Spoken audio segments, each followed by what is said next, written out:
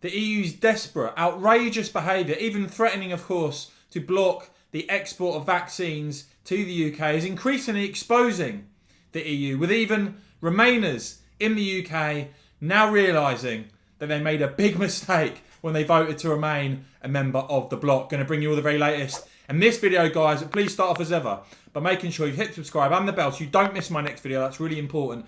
And do give this video a big thumbs up as well. I'd really appreciate it. Now, first of all, just think about this. Foreign Secretary Dominic Raab suggesting that the EU is behaving like a dictatorship over these threats we've seen from Ursula von der Leyen, the EU Commission President, that potentially the export of vaccines could be blocked. And what I find really interesting is that Remain voters now seeing the EU for what it is.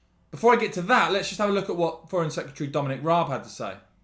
Well, I think it takes some explaining because the world's watching. We've, all of us, including with our European friends, been saying throughout the pandemic that it would be wrong to curtail or interfere with lawfully contracted supply. We all said it last year on PPE. We've been saying it this year on vaccines and other things. Frankly, I'm surprised we're having this conversation. It is normally what the UK and the EU team up with to object when other countries with less democratic regimes than our own engage in that kind of brinkmanship. And a really interesting conversation the other day on Talk Radio with Dan Hodges, political commentator who actually voted Remain with some pretty strong words. He himself saying that the EU are behaving like gangsters. Here's the clip from Talk Radio. We've learnt something, haven't we, about the EU in the last few weeks, and I speak, by the way, as a former Remainer, although I've got buyer's regret, which is that when the EU are in a hole, they just keep digging. I completely agree with you. I'm in exactly the same position. I voted Remain, and I genuinely wish I hadn't, and I'm glad that the other side prevailed.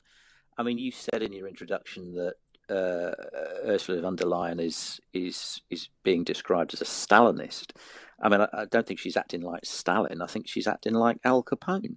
I mean, the EU are acting like gangsters. I mean, there's just no other way to look at it. And what's incredible is, you know, the backdrop to this is only yesterday and a couple of days ago, the EU voluntarily, for absolutely no logical reason whatsoever, stopped administration of the UK vaccine because they claimed completely erroneously that there were safety fears.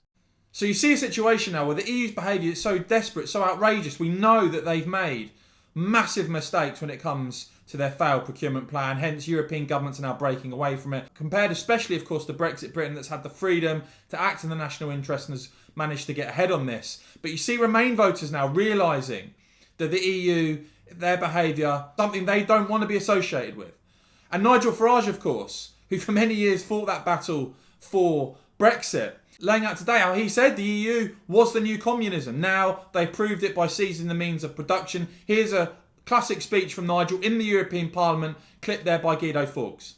And how ironic to see the Russian Prime Minister, Dmitry Medvedev, compare your actions and say, I can only compare it to some of the decisions taken by the Soviet authorities. This European Union is the new communism. It is power without limits.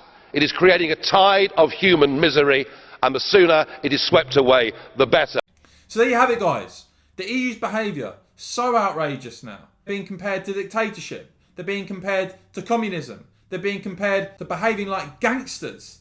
And I think increasingly, as I always thought and believed, many of those who voted Remain will see the error of their ways. And 10 years from now, it will be very hard indeed, I suspect, to find those who seriously think we should rejoin or be part of the EU. Do let me know down below in the comments what you make of the EU's behaviour recently, guys. And if you found this report helpful and informative, please do give this video a big thumbs up. Would really appreciate that. And do hit the join button down below if you want to become a member and support my work. Would really appreciate that as well. And of course, guys, as ever, thanks so much for watching.